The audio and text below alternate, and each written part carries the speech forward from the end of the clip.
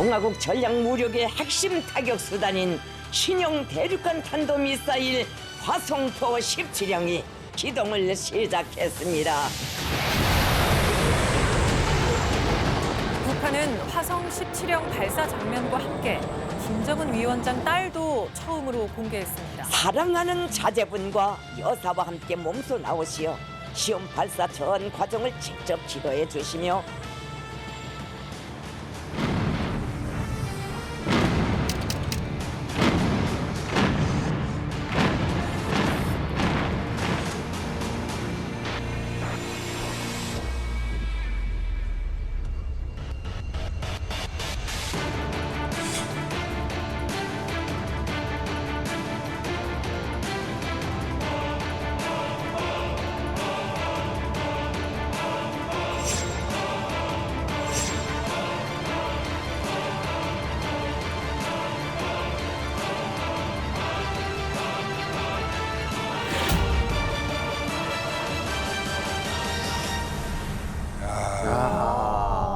진짜 많이 동행했네요. 그래서 점점 표정이 당당해지는 것 아니 같아요. 너무 한가운데 등장한 거 아닙니까? 저 딱 보면은 오히려 김정은 위원장보다도 더 그러니까 뭐 가운데. 우리로 치면은 내빈석의 제일 가운데 앉은 거예요. 그런데 이렇게 김주애가 공식 석상의 이제 모습을 최근 들어서 자주 보이고 있는데요. 네. 처음 모습을 드러낸 게 작년 11월 18일 그 ICBM 화성 17형 시험 발사 현장이었습니다. 네.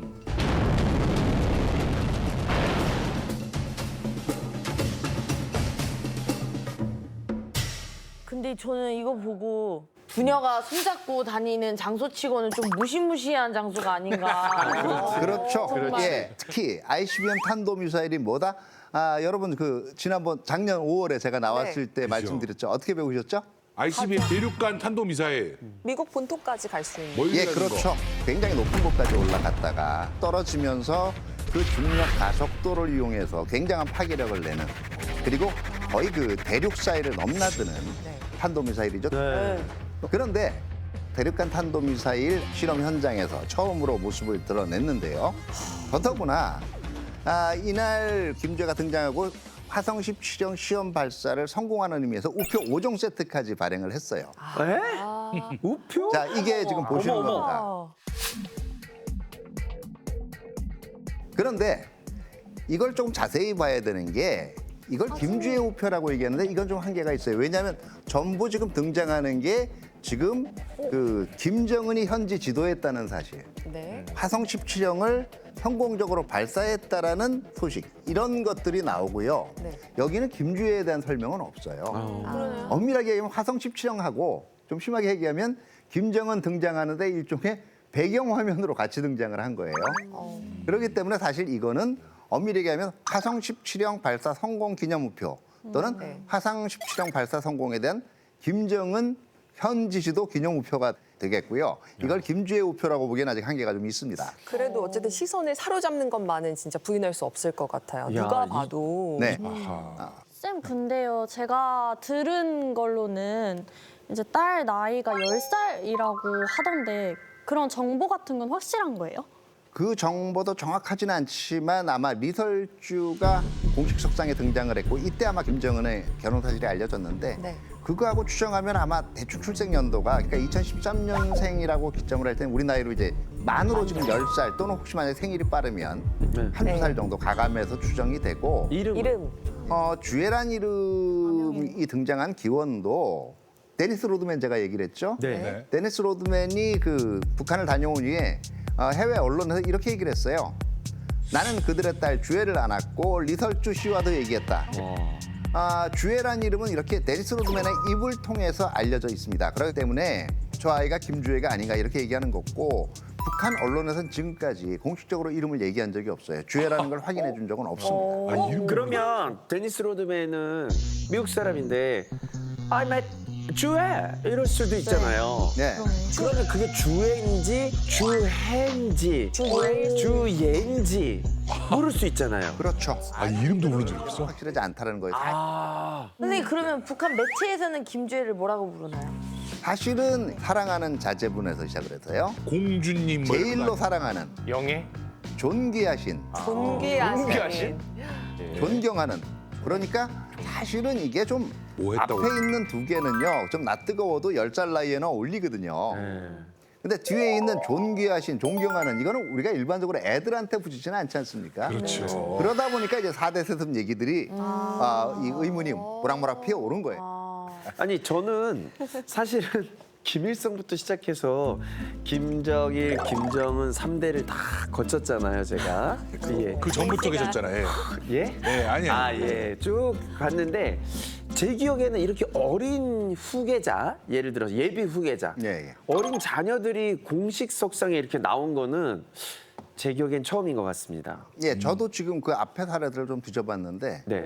소위 이제 북한에서 백두혈통이라고 불리죠. 네. 그런데 지도자인 아버지의 손을 잡고 등장했다라는 것 자체가 굉장히 이 이례적인 거죠. 선생님, 저도 백두혈통이라는 거 들어봤거든요. 예. 그러면 이 백두혈통이란 건 대체 어디서부터 나온 얘기입니까? 예, 백두혈통 말 그대로 백두산에서 온 거예요. 우리가 보통 백두산은 우리나라 이제 한반도 전체를 가장 높은 산이에요. 네. 예, 그렇기 때문에 전설도 있고 또 그와 관련된 상징성도 있는 곳입니다. 네. 김일성의 뭐 과거에 있던 항일 빨치당 활동이라든가 이런 것들 자체가 그 백두산에서부터 처음에 시초가 시작이 됐다라고 지금 주장을 하고 있기 때문에 바로 그런 정기를 이어받은 가게야말로 굉장히 신성하다는 걸 부각하기 위한 거죠. 그렇기 때문에 북한 스스로는 백두혈통이라고 부르는 거죠. 여기서 한번 준비된 가계도를 보시면서 얘기를 한번 나눠보시죠. 네. 네, 어떻게 보면 지금 백두혈통의 그 창업자라고 할 수 있죠. 창업자. 예. 창업자. 예, 좋은 표현이네요. 예. 자, 여기서 김일성이 처음에 항일운동을 시작을 할 때 이제 김정숙이라는 첫 번째 부인이 있었고요. 김일성하고 김정숙 사이에서 아들 둘과 딸 하나가 태어납니다. 네. 그다음에 이제 김정일이 보면 부인이 꽤 많죠. 네. 예. 네 명이 부인이 꽤 많은데 고영이 밑에서 이제 김정철 그리고 지금 북한의 지도인 김정은이 태어났고요.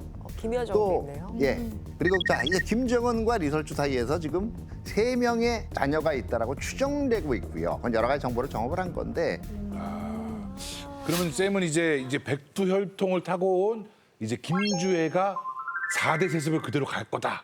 이렇게 보십니까? 아니면 지금 이제 또 거기에 대해서 의견이 분분해요. 첫 번째는 이제 김주의 나이를 얘기합니다. 어리죠? 10살밖에 안 된 자녀를 후계자로 등장시키는 너무 이르다. 맞아요. 그리고 아니 그럴 수도 있다. 뭐 지금부터 후계자 양성하려고 하는 거다. 해석은 정해놓고 이 두 가지 의견이 부딪히고 있는데요. 나이를 가지고 이게 좀 너무 빠르지 않냐라고 얘기하는 거는 김정은의 경우에 내부적으로 후계자로 내정된 게 2009년 공식적으로 그 후계자로 확정되고 얼굴까지가 성인으로서의 얼굴까지가 알려진 것이 2010년 9월 이때를 얘기해 보면 만 26세 요때 어간의 나이예요. 자 그런데 김정은 위원장 지금 나이가 40살도 안 됐어요. 정확하게 만으로 따지면. 그런데 지금 후계자를 세울 필요가 있느냐는 거죠. 젊기는 젊네요. 예. 뭐 어디 그러니까 몸이 아프거나 아픈가? 자기가 2, 3년 뒤에 어떻게 될 거라고 생각하지 않은 이상 지금 굳이 후계자를 내세울 필요가 있느냐 하는 거고요. 두 번째는 사실은 북한은 유교 전통이 굉장히 깊숙하게 남아 있는 곳입니다. 우리 이상으로 그래요. 네. 근데 김주애는 아들이 아니라 딸이란 말이에요. 그렇기 때문에 과연 딸이 후계자가 될 수 있느냐와 관련된 논쟁들이에요. 근데 다양한 해석이 가능해요.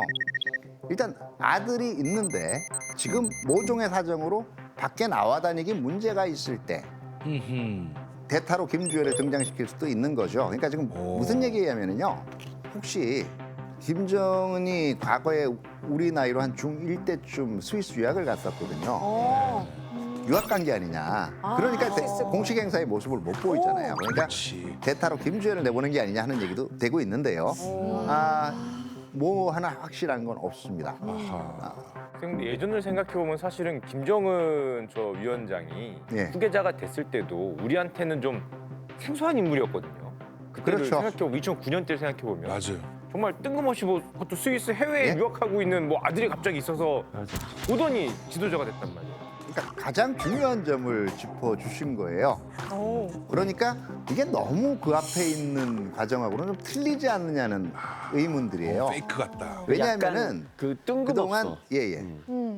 그 김일성에서 김정일 그리고 김정은으로 이어진 지금까지 후계 세습 과정에는요. 이게 원만한 것 같지만 항상 치열한 경쟁, 투쟁이라고 불릴 만한 암투. 그 경쟁이 있었습니다. 맞아요. 이렇게 미리 10달짜리를 쉽게 후기자로 정하고 발표할 일은 아니라는 거예요. 그렇지. 네. 선생님, 저도 궁금한 게요. 지금 말씀하신 것처럼 만약에 딸이 후계자가 아니라면 이목이 집중될 수밖에 없는 공식 석상에 왜 굳이 딸을 데리고 나왔는지 그게 어떤 의미인지가 궁금하거든요.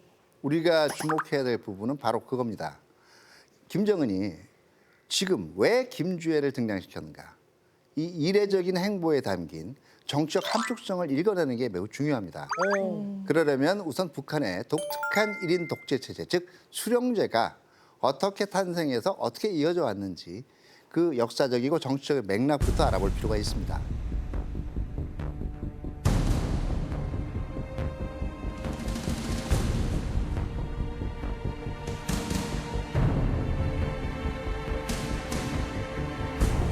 청이 있었죠.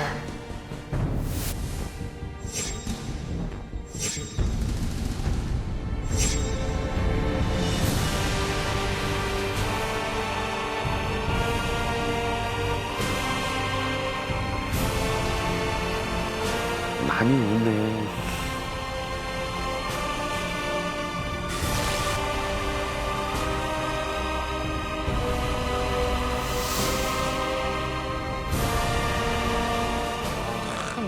이해가 안 가는 것도 같기도 하고 또 저렇게 세습을 하고 있는데 또 뭐라고 하는 사람도 없나 이런 생각도 들고. 그게 세습이니까 좀 쉽게 된 것 같은데 자세히 봤더니 권력 네? 뭔가 투쟁이 있었군요. 그렇죠. 이게 지금 결국 북한 정치가 그동안 어떻게 흘러왔는가를 그 영상에서 압축적으로 보여주는 거예요. 아까 가계도를 다시 한번 보시죠. 네. 예, 김씨 일가의 역사는 바로 이 사람. 북한 정권의 파운딩 파더라고 할 수 있는 김일성으로부터 시작됩니다. 와. 여기서 제가 OX 퀴즈를 하나 낼게요. 이미 약간의 힌트는 드렸는데요. 네. 네. 북한의 정치 구도는 처음부터 수령제라고 불리는 지금의 1인 지배 체제로 설계되었다. 맞을까요? 틀릴까요? 선생님이 지금 느낀적인 느낌으로 X라는 걸 강조하셨기 때문에 전 필드로 갑니다. X입니다.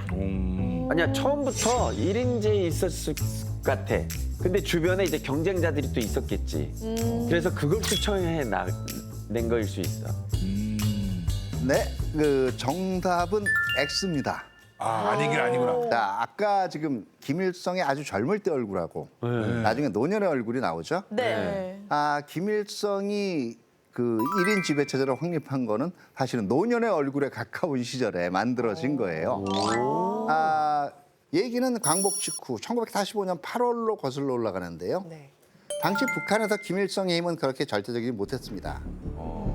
연해주와 만주 일대에서 항일운동 그리고 무장 빨치산 운동을 했던 김일성의 갑산파 그리고 그 이 중국과 사회주의 운동을 했던 연안파 그리고 소련 당국의 전문 관료들을 중심으로 해서 또 북한에 파견을 했어요. 이걸 소련파라고 얘기합니다.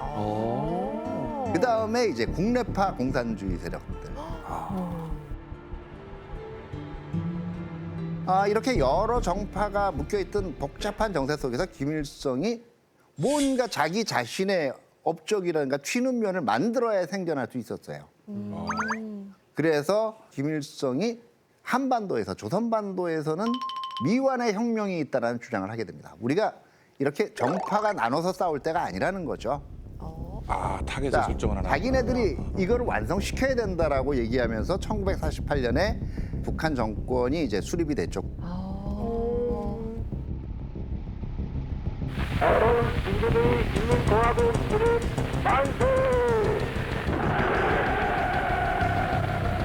그리고 그 조선민주주의인민공화국 초대 내각의 수상으로 선출이 됩니다.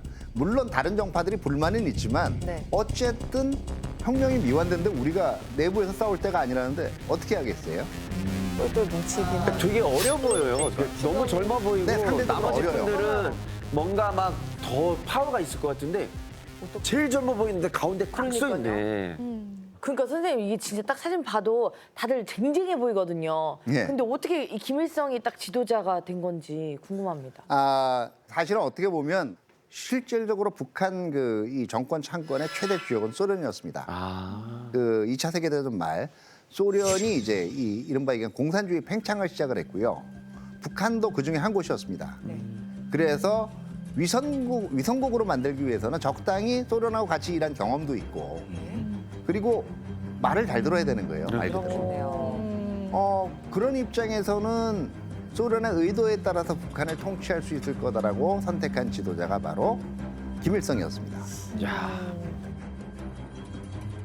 위대한 소련 인민과 조선 인민과의 영구 불멸한 진선 만세. 영웅적 소련 인민이 위대한 수령이시며 조선이 인민의 진근한 버신 스탈린 대원수 만세. 쌤, 그러면요. 아까 여러 세력들이 있다고 하셨잖아요. 그럼 처음부터 1인 독재 체제가 아니었다라는 건데 언제부터 이런 체제로 바뀌게 된 거예요? 김일성이 최초로 1인 독재를 해야 되겠다고 마음먹은 거는 6.25 전쟁 직후였던 걸로 추정을 합니다. 아마 6.25 그 전쟁 중간에도 그런 결심을 했을 수가 있어요. 왜냐하면 김일성이 사실은 이 사실상 남침에 실패한 이후에 9월, 10월에는 굉장히 몰렸거든요. 그러면서 내부적으로 물러나라는 굉장히 강력한 비판에 직면을 했었어요. 그런데 자, 1인 독재를 해야 되는 거 하고요. 그다음에 권력을 세습해야 되겠다고 결심하는 데는 분명히 차이가 있거든요. 그렇죠. 다른 거긴 하죠. 예. 이거 아마 여간 믿을 만한 인물이 아니면 못 물려주겠다라고 생각을 한 가장 큰 계기가 1956년에 소련에서 있었던 스탈린 격하운동을 경험한 게 아마 중요한 한 원인이 아닐까, 많은 사람들이 이렇게 추측을 하고 있습니다. 스탈린 격하 스탈린 격하 운동이 뭡니까 선생님? 저희가 모르는 게 많아서요. 예, 스탈린 격하. 다시 말해서 뭐냐면요. 네. 스탈린의 노선을 스탈린이 죽기 전까지 충실하게 추진했던 인물이 니키타 크루쇼프라는 인물이에요. 그렇죠. 처음 들었습니다. 어떻게 보면 스탈린에게는 입안의 혀와 같은 존재였습니다. 근데 스탈린이 이 사망한 이후에 이 크루쇼프가 이 권력을 잡으면서 스탈린의 개인 숭배와 독재를 비판하는 스탈린 격하 운동을 대대적으로 벌이게 됩니다. 깎아내린다. 예. 아마 김일성이 이걸 보면서 뭘 느꼈을까요? 와, 불안했겠다. 나도 후계자에 의해서 언제든지, 나는 이미 죽었다라고 하더라도 내 업적 자체는 완전히 격화되고 모욕당할 수가 있겠구나, 이런 생각을 하게 됐을 거죠. 그렇죠. 그러니까 내가 죽은 이후에도 나를 배신하지 않을 인물, 그건 누가 있을까? 가족. 와, 죽어서, 진짜 나 죽어서까지도 자기의 그걸 생각한 거네요, 그러니까. 그렇죠. 와, 나 죽어서까지. 그러니까 내 핏줄, 나와 가장 가까운 사람으로서 권력을 그냥 단순히 권력을 물려주는 게 아니라 세습을 해야 되겠다라는 생각을 하지 않게 되었나 이제 생각을 합니다. 야, 죽어서도 욕먹기 싫으니까. 와. 그런데 먼저 세습 전에 더 급한 일이 발생을 해요. 1956년에 소련파와 연안파가 동시에 김일성의 권력에 도전했던 이른바 8월 종파 사건입니다. 8월 종파. 와, 처음 들어본다 이거. 북한은 좀 단순하게 그냥 그렇게 김일성, 김정은 뭐 이렇게만 배웠는데 또 복잡해집니다. 이렇게 종파가 나오기 시작하네요, 뭐가. 자, 이때 네. 이 연안파하고 소련파가 1956년에 김일성의 개인 숭배와 우상화를 비판하기 시작합니다. 그러면서 당 중앙위원회에서 공식적으로 김일성에게 반기를 들려고 했죠. 물론 실패했어요. 그런데 이 일로 정치적 위협을 느낀 김일성이 그 주동자들을 대대적으로 숙청하고 결과적으로 1차적으로 권력을 정리하게 됩니다.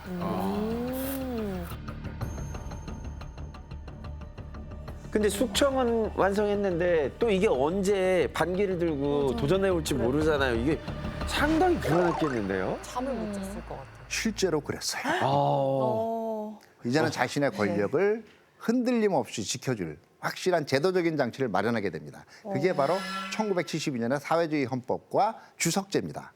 오. 근데 주석이라 그러면은 사실 중국에도 있고 주석이 있고 왠지 공산주의에서 주석이라 그러면 그렇게 뭐 어색하진 않거든요. 근데 북한의 예. 주석 때는 뭐가 좀 달랐나요? 달라요. 북한이 1970년 주석제를 하면서 그 만들었던 정치 구조가 일반적인 사회주의 체제의 그 이 형태에 비추어서도 매우 독특했기 때문에 자, 원래 공산주의 체제의 그 이 권력을 누가 짓냐면요. 주민, 인민이라는 건 인정합니다. 북한이 그럼 최고인민회의죠. 근데 이건 네. 상징적인 거고요. 네. 실질적인 권력을 지니고 있는 건 공산당, 즉 조선노동당입니다. 1948년에 북한 정권이 성립될 때만 해도 이걸 그대로 따라했어요. 근데 72년의 권력 구조를 한번 보시죠. 뭐가 좀 달라졌죠. 중간에 뭐가 생겼대요. 그렇죠. 법을 개정을 하면서 중앙인민위원회는 국가 주권의 최고 지도기관으로 주석의 지휘 감독 통제하에 놓이게 됩니다. 다시 말해서 뭐냐면요. 노동당의 실질적 권한 그리고 최고인민회의가 지닌 상징적 권한을 묶어서 한 명한테 준 거예요. 그렇지. 한마디로 1인 독재로 전환하겠다는 의지를 반영한 거예요.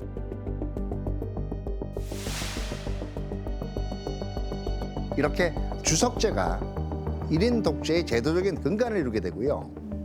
동시에 주민들을 이끌어서 혁명의 승리의 길로 나가기 위해서는 초인적인 지도자의 영도를 따라야 한다는 것이에요. 이게 바로 주체사상이었습니다. 주체사상. 뛰어난 해안을 지닌 지도자는 인민들을 능히 올바른 길로 이끌 수 있고 결국은 사회주의의 역사적 승리를 달성할 수 있다는 걸 요체로 하고 있습니다. 이 해안을 지닌 천인적인 지도자가 바로 북한 이야기는 수령인 거죠. 그래서 위대하신 수령이라는 단어가 그럼 이때부터 등장을 하게 되는 거예요. 그렇죠. 예. 그럼 이때 제도적으로나 사상적으로나 뭔가 빈틈없이 예. 기반을 다지게 되는 시기인 거네요. 그렇죠. 그런데 70년대에 또 하나의 중요한 북한 내에서의 정치 이론이 만들어집니다. 바로 백두혈통이라는 용어를 결국은 만들어낸 근원이 되는 혁명 가계론이에요. 무슨 이론이 있어. 좀 이상하다고 그냥 생각 들지 않았어요? 백두혈통 아니 나오는 무슨 게 아니라 초인이 이제 피를 통해서 앞에 나온 논의를 한번 생각을 해보세요. 주체사상이라는 거에서 수령이라는 건요. 정말 일반적으로 가면 몇 세기에 한번 날까 말까한 초인적인 해안을 가진 지도자예요. 네. 한 가게에 그게 계속 태어난다는 게 아무리 북한 주민들 입장에서 이해가 되겠어요? 아니요? 아니요. 그렇잖아요. 네. 그렇죠. 그러니까 만들어낸 게 결국 그 일종의 뭐 우리식 요새 말로는 혁명 유전자를 가진 사람들이 있다라는 거죠.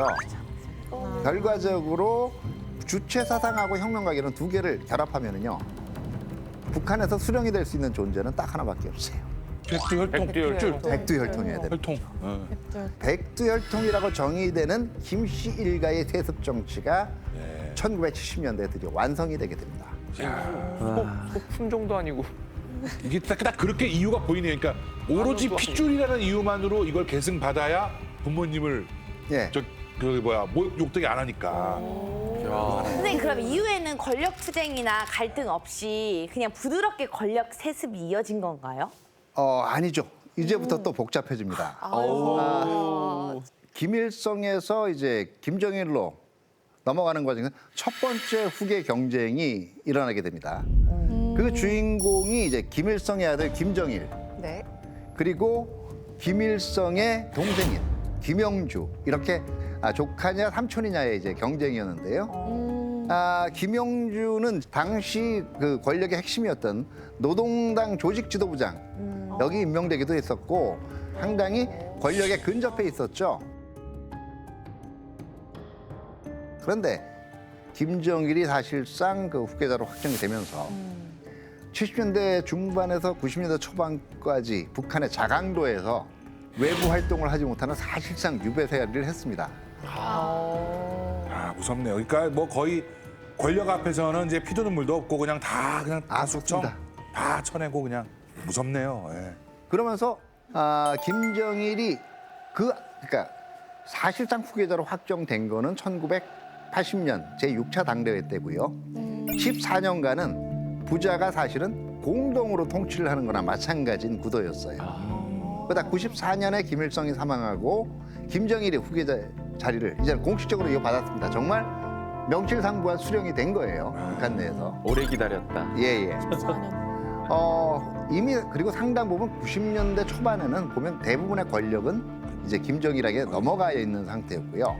나이가 많이 근데 문제는 김일성이 사망을 하고 공식적으로 권력을 이제 딱 물려받으려고 보니까 당시 북한 상황이 너무 안 좋았던 거예요. 일단은 1986년, 1988년, 86년 아시안 게임, 88년 서울올림픽 꽤 오래전 얘기입니다만 네. 이때를 기점으로 남북한 간의 국력 격차가 확 벌어지게 됩니다.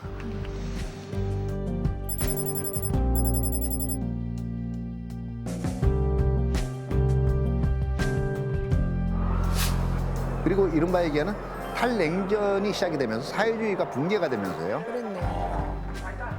한국이 소련, 중국과 수교를 맺었습니다. 90년과 92년이죠. 이거는 북한한테는 굉장한 충격이었어요. 한마디로 믿을 나라가 없게 되는 거고요. 아하. 경제 상황 역시 빠르게 나빠졌습니다. 그러니까 김일성이 사망했던 94년 어간이 이 김정일 입장에서는 굉장히 복합적인 도전이 일어나고 있던 시대였어요. 그래서 자기 아버지한테 세습받은 권력을 흔들림 없이 지키기 위해서 자기만의 무기를 만들었습니다. 자, 나한테 힘을 실어주면서 적당하게 내 책임도 나눠질 존재. 아하. 주민들이 모두 수령만 바라보고 있으면 결국은 실패했을 때 책임도 자기 거가 되잖아요. 네. 바로 그게 군, 즉 북한 용어는 조선인민군이었어요. 그러면서 나온 게 바로 선군 정치입니다. 선군 정치. 이건 좀 자주 등장하는 용어인데 군이 제일 먼저다. 이런 뜻 아닌가요?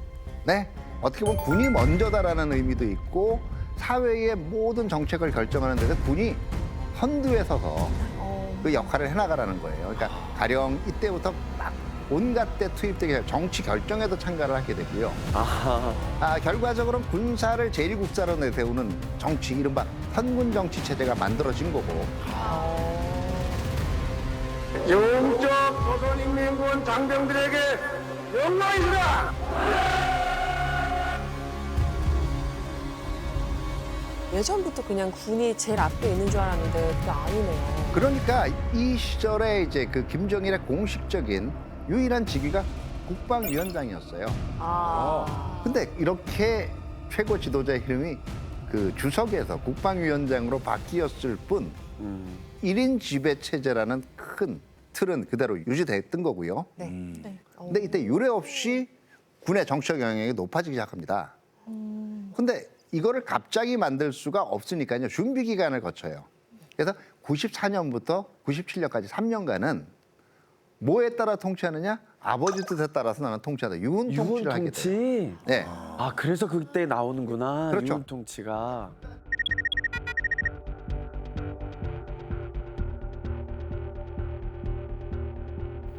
시전 유엔에서 뭐 제재하겠다 뭐 하겠다 하는데 하려면 해라.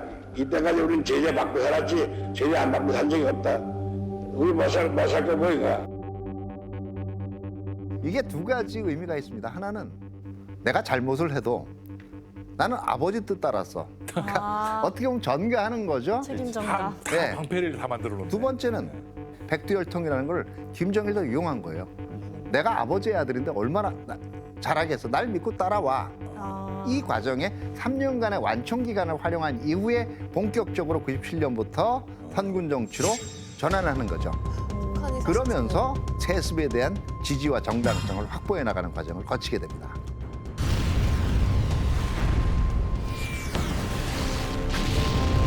(2009년 5월 25일) 또 한 차례의 지하핵 시험을 성과적으로 진행하였다. 적대 관계를 그대로 두고 핵 문제를 풀려면 모든 핵 보유국들이 모여 앉아 동시에 핵 군축을 실현하는 길밖에 없다.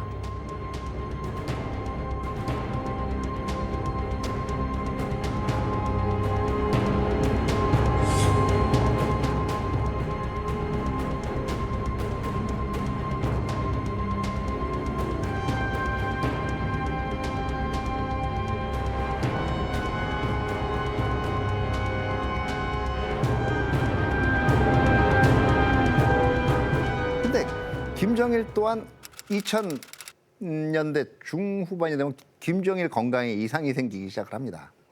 그러면서 김정일 입장에서 이제 후계 구도를 빨리 만들어야 되겠다는 생각을 하게 되고요. 이때 두 번째의 후계 경쟁이 다시 시작이 됩니다. 자, 하나가 그 김정일과 성혜림 사이에 태어난 김정남, 그리고 고영희와의 사이에서 태어났던 김정철과 김정은, 이런 인물들이 여기서부터는 조금 익숙하시죠? 네. 예. 자, 첫 번째가 이제 연령으로 보면 장남이에요. 네. 김정남입니다. 네. 노동당에서 역할을 맡은 경험도 있고, 그래서 그를 후계자로 이 지명하는 전문가들이 많았어요. 근데 문제는 북한 주민들 입장에서 김정남은 정실 자식도 아니고, 그러니까 이제 거의 김정은이 후계자로 떠오르고 권력을 장악한 이후엔 다 이제 북한에서 지내는 게 아니라 해외를 떠돌게 됩니다. 그래서 결국은 몇 년 전에 말레이시아 공항인가 거기서 살해돼서 맞아요. 사실 정말 큰 독살. 뉴스였지 않습니까? 그러니까 이제 2017년에 말레이시아의 쿠알라룸푸르 공항에서 그 의문의 피살 사건의 피해자가 되죠. 아직까지 그 배우는 확실하게 알려지지 않고 있습니다만 북한 공작원 소행이라는 거는 이제 뭐 유력하게 지금. 자, 두 번째, 같은 고영희의 소생들 중에서 나이가 더 많았던 거는 김정철이고, 역시 스위스 유학생활도 먼저 했어요. 근데 왜 후계 구도에서 거론이 안 되느냐? 그러니까. 뭐 여러 가지 설이 있어요. 일단 김정철 자체가 권력에 대해서 별로 관심이 없는 인물이었기 때문에 그럴 수도 있어. 후계 과정에서도 배제가 됐고, 두 번째는 뭐 에릭 클랩튼도 좋아한다라고 얘기들이 돼 있어요. 락 공연 좋아하고. 맞아, 저 미국 문화 후계자가 되기엔 너무 서구 사상에 많이 물들어 있다. 뭐 여러 가지 설들이 있는데. 근데 선생님, 김정철은 뭔가 외모도 백두혈통의 외모가 아닌 것 같습니다. 그러게 맞네 진짜. 차라리 저기 유민상 선배 사진을 놓으면 조금 더 비슷한 것 같습니다. 맨 오른쪽이 이수지 씨인가요? 아니구나. 지금 봤네. 네, 근데 선생님 이렇게 보면은 결론적으로는 어쨌든 동생이 후계자가 된 거잖아요. 네. 근데 그러면은 동생이 경쟁에서 형들을 이겼다라고 봐도 되는 건가요? 글쎄, 내막을 다 알 수는 없겠지만은 그래도 형들보다는 아버지인 김정일의 인정을 좀 받았기 때문이 아니겠느냐 하는 거고요. 무엇보다도 아마 고모부 장성택이 그 중요한 후계 경쟁 과정에서 후견인 역할을 했었죠. 그러면서 국내에서 김정은이 그 김정일의 후계자라고 확인이 된 것은 2009년의 6월 당시 국가정보원의 보고를 통해서 알려졌습니다. 근데 이때도 어릴 때 얼굴만 나왔고 공식적으로 김정은이 어떻게 생겼는지를 몰랐어요. 이름도 김정운이었던 것 같아요. 이름도 헷갈렸고. 운이다. 이렇게 철저하게 베일에 가려져 있었고, 그러다가 2010년 9월에 그 3차 노동당 대표회 때 이 북한 매체에 얼굴이 이제 알려지기 시작합니다. 성인으로서의. 그리고 2011년 12월에 김정일이 사망한 이후에 김정은이 권력을 등기하면서 본격적으로 3대 세습이 이루어집니다. 이때 나이가 27세. 역사 최연소는 아닙니다만 그 당시 기준으로는 세계 최연소 지도자의 자리에 오른 거죠. 나는 이 뜻깊은 자리에서 위대한 김일성 동지와 김정일 동지께 가장 숭고한 경의와 최대의 영광을 드립니다. 최후의 승리를 향하여 앞으로 처럼 등극을 하고 2대 세습, 3대 세습, 심지어 뭐 4대 세습을 얘기하면 저래도 되나? 뭐 세계적으로 이런 경우도 거의 없지 않나 이런 생각이 들거든요. 그렇죠. 일단은 공산주의의 관점에서 1인 독재라는 것도 받아들이기가 힘든 거였는데 세습한다? 이건 더더욱 그랬고요. 더구나 3대로 간다? 이거는 전세적으로 유례가 없는 케이스였어요. 근데 이런 독재자들은 왜 권력 세습을 못해서 안달인 거예요? 이건 왜 그러냐 하면 독재를 한다라는 거에 한번 내면 심리를 보죠. 권력욕이라는 것도 있지만 왜 권력욕을 가질까요? 내가 하는 방법이 제일 옳은 방법이야. 잔말하지 마라. 내가 제일 똑똑하게 판단해. 자기애가 네. 강한 건가요? 내가 국가와 민족이 갈 수 있는 가장 바른 길을 잘 어디서 많이 들은 스토리들 아니겠어요? 그러면 이 인물들한테 정말 싫은 게 뭘까요? 자기는 자랑스럽게 생각하는 업적이 부정당하는 거예요. 죽어서라도. 네. 내가 죽은 이후에 나의 업적, 나의 정치 이데올로기를 지켜줄 인물이 누가 있을까? 그러기 때문에 결국은 혈연에서 이 후계자를 선택을 하는 건데요. 네. 근데 가끔 보면 이 세습 정치를 하고 싶다고 해서 다 되는 게 아니지 않습니까? 이게 국민들도 그렇죠. 드러나서 들고 일어나서 반대를 표하기도 하고. 맞아요. 근데 이게 북한은 세습을 3대째를 성공하고 있다는 게 이게 너무 어찌 보면 대단한 일인 것 같아요. 자, 일단은 아무 체제나 세습 시도한다라고 해서 그 세습할 수 있는 건 아니에요. 북한 주민들에게 남아있는 기억이 조선시대하고 일본의 식민 통치 이후에 뭐가 있었죠? 곧바로 김일성 시대였어요. 왕정이야 왕. 애초에 북한 주민들은 정치적인 민주주의나 사회적인 다원주의 그리고 경제적인 시장 경제를 학습할 수 있는 경험이 없었거든요. 그러니까 백두혈통이라는 게 맥히는 거예요.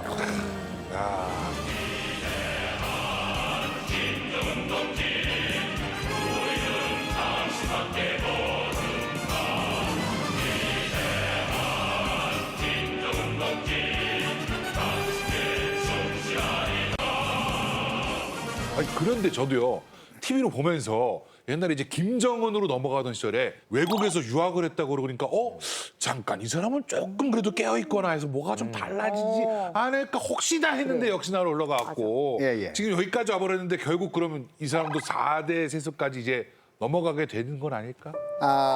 스위스 유학파인 김정은 입장에서도 이게 얼마나 비웃음을 살 수 있는 얘기인지 알고 있을 거예요. 나는 그냥 이상한 독재자가 아니야. 나도 사회적으로 열려있고 개방돼 있어. 이런 걸 한 2년 동안은 보여주려고 했잖아요. 4대 세습을 하는 순간 그동안 쌓아온 이미지는 다 물 건너가는 거예요. 이걸 알면서도 과연 할까? 왜 지금 김주애를 데리고 나타나니까 뭐 그런 얘기들이 돈다는 걸 김정은도 모르지 않을 거예요. 어떻게 평가받고 있는 거 알아요. 그런데도 이걸 하고 있는 거 왜 그런 건지 이게 김주애가 실제로 세습을 할 건지 아닌가보다 훨씬 더 중요한 얘기인 거죠. 이게 과연 어떤 신호라고 봐야 되는지 한번 영상 보고 다시 얘기 나누시죠.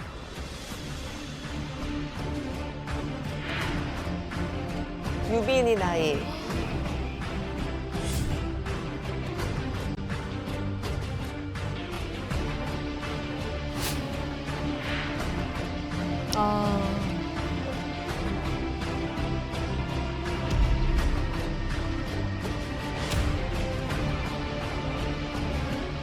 절대로 먼저 핵 포기란 비핵화란 없으며 핵은 우리의 국익이고 국채이며 공화국의 절대적 힘이고 조선 인민의 크나큰 자랑입니다.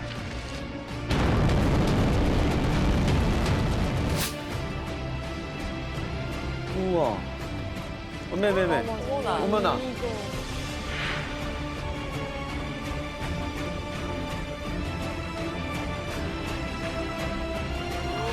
방금 볼을 만졌어요. 야. 너무 놀랐어요. 야, 저럴 땐 그냥 동네 아저씨 같다. 그런 이미지 보여주려고 그러는 거야 진짜. 아. 친근한 나도 그런 게 있다. 이런 이미지 보여주려고 일부러 그런 거 아닐까. 그러니까 한쪽에서 이렇게 딸을 등장시켜서 이목을 집중시키고 이걸 보면 이게 4대 세습이 아닐 수도 있다고 말씀하셨지만 이거는 누가 봐도 약간 4대로 가는 이런 행보로 볼 수밖에 없지 않을까. 북한이 4대 세습하지 말라는 법이 없습니다. 특히 만약에 4대 세습을 하지 않으려면요 정치 이데올로기를 바꿔야 되는데 김정은의 입장에서 할아버지와 아버지가 만들어놓은 정치 이데올로기를 함부로 바꿀 수는 없어요. 그러면 지금 체제 내에서도 세습하는 게 맞아요. 근데 그게 반드시 김주애라고 보기에는 너무 지금 섣부르다는 얘기예요. 여러 가지 상황상. 김주애가 될 수 있습니다. 그런데 지금처럼 김정은의 딸 역할에 충실한 한 김주애를 후계자로 보기에는 여전히 성급하다는 거죠. 그러면 왜 계속 등장하는 걸까? 여기 여러 가지 추측이 있어요. 하나는 여러분들 옛날에 김여정 후계설도 돌지 않았나요? 맞아. 우리한테 그 독한 말 할 때 전면에 쓰고. 남조선 꽃들이 삐라와 합해 노졸한 서책자, 물건짝들을 우리 지역에 들이미는 노름을 하고 있는 것은 반인륜적인 범죄입니다. 우리는 그 쓰레기들이 유포시켜 놓은 비루스는 물론 남조선 당국 것들도 박멸해버리는 것으로 대답할 것입니다. 이런 친구를 견제하는 가장 좋은 방법은요. 자기 딸을 이제는 관심의 스포트라이트를 받게 하는 이 가능성 하나. 두 번째는 오빠가 있는데 김정은처럼 어릴 때 해외 유학 나갔어요. 그럼 지금 행사에 데리고 나가겠다고 귀국하라 그럴 수는 없는 거잖아요. 그렇기 때문에 앞으로 4대 세습이 있을 거라는 강력한 암시를 주기 위해서 오빠 대신 나왔을 가능성도 있는 거고요. 제 생각은 이 리설주 입장을 한번 생각을 해보면 네. 김여정이가 계속 날아다니고 있어 막. 그 자기를 무시하고 약간. 근데 이설주 입장에서는 이거 봐라. 난 애들 엄마인데. 그 딸을 싹 들이미는 거지. 형님 동서 뭐 이런 거네. 그렇지. 아니 동서. 지금 홍석천 씨가 말씀한 거 포함해서 다 썰 카더라인데 정확한 거는 아닌 거잖아요. 예, 그런데 이렇게 카더라라는 게 많을 수밖에 없는 게 북한의 현실이에요. 북한에 대한 정보는 굉장히 제한적이에요. 그래서 그 한정된 정보를 가지고 북한을 정확하게 보려면요. 지금 암시하는 바에서 북한이 지금 어느 정도에 와 있느냐, 앞으로 뭘 할 거냐. 여기에 대한 그 방향성을 보는 게 훨씬 더 중요하다는 거죠. 현재 북한은 전체 그 국가 총생산의 상당량을 군사비에 쏟아붓고 있습니다. 더구나 이로 인해서 국제 제재에 직면돼 있고요. 국민들의 경제난과 생활고가 계속 악화되고 있습니다. 김정은도 뾰족한 해법이 없는 상태예요. 그리고 또 하나는 여러분들 혹시 북한 용어 중에서 가두 여성이라는 용어 들어보셨어요? 가두 여성. 가두 여성. 가두? 처음 들어봐요. 가두 여성. 어딜 가도 여성들이 많다. 가두. 정답! 집안의 가장. 네. 맞아요? 그러면 여성이 집안에서 이게 되려면 뭘 해야 되죠? 돈을 벌어야죠. 일을 돈을 버는 것도 중요하지만 다른 게 있죠. 집안일? 전업주부. 오. 네, 근데 저 용어가 80년대에는 없었어요. 왜 그랬을까요? 그 당시에는 북한이 여성 인력도 불러냈어요. 공장에, 그다음에 협동농장에. 그럼 어떻게 되겠어요? 가사 일을 못 하잖아요. 그렇죠. 근데 90년대가 되면서 여성은 생산성에 크게 향상이 안 된다는 집으로 돌려보냅니다. 이때부터 아이들을 직접 자기가 기르는 부모들이 늘기 시작해요. 그 밑에서 자라난 세들, 90년대 이후의 출생자들이 지금 그 북한 땅에서 30대, 40대 점점 여론의 중추를 차지하게 되는 거예요. 북한의 MZ세대네요. 예, 체제에 대한 충성도가 그 앞에 세대와는 다릅니다. 더구나 이제 북한도 스마트폰 쓰거든요. 정보도 예전에 비해서 많이 개방돼 있기 때문에 김정은 체제에서 아직 표출되지는 않지만 불신하고 불만도 훨씬 많을 거예요. 이런 거였어요. 과거에 김일성 스타일은 굉장히 독재를 하고 있지만 나름대로 자기가 가지고 있는 항일 투쟁사를 통해서 가지는 호방성, 이렇게 설명할 수 있다면 김정일의 통치 스타일이라 그러면은 은둔하면서도 좀 치밀한 스타일. 그러면 김정은의 통치 스타일은 처음에는 공포 정치라 그랬죠. 맞아. 처음엔 그랬죠. 그러다가 개방으로 가는 모습 보여줘. 근데 요새 하는 걸 보면 핵무력 같은 거 건설하는 건 폭주의 모습을 보이잖아요. 그러면 통치 스타일이 정립이 안 되고 그 스타일이 지금 왔다 갔다 한다는 얘기입니다. 이 과정에서 등장한 것이 바로 어린 딸 김주혜입니다. 자, 우리가 김주혜가 어떤 장소에서 주로 등장해? 아까 말씀했잖아요. 애들이 나타나기는 좀 이상한 자리다. 어디였죠? 핵실험. 그렇죠. ICBM. 열병식. 이건 왜 그러냐 하면 북한에게서 핵은 모든 문제를 해결해주고 북한의 우월성을 보장할 수 있는 만능의 보금. 우리 젊은 세대들이 잘 한 방입니다. 인생 한 방. 핵을 지니고 있으면 언제든 한국을 쥐락펴락할 수 있다라는 생각을 가지고 있는 거거든요. 전쟁 억제와 전쟁 주도권 쟁취에 중대한 사명을 지닌 이의 핵 전투 부대들, 저 병기들은 당리의 발사 명령만을 기다리고 있습니다. 결과적으로 김정은한테 핵무기는 결코 포기할 수 없다는 걸 보여주는데 주민들이 고통스럽잖아요.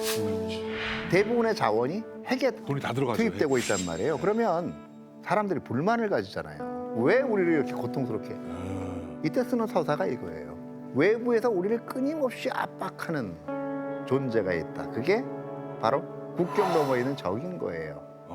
나를 계속 제재를 주고 회방 놓고 우리 체제를 전복하려고 하고. 네. 그러기 때문에 설사 우리가 고통에 있다라고 하더라도 이 무기는 계속 지고 가야 되고 더더구나 내가 사라지더라도 내 다음 때까지 이어져야 되는 이거는 필수적인 거야를 보여주기 위해서 김주애를 등장시킨다는 해석도 충분히 가능한 겁니다.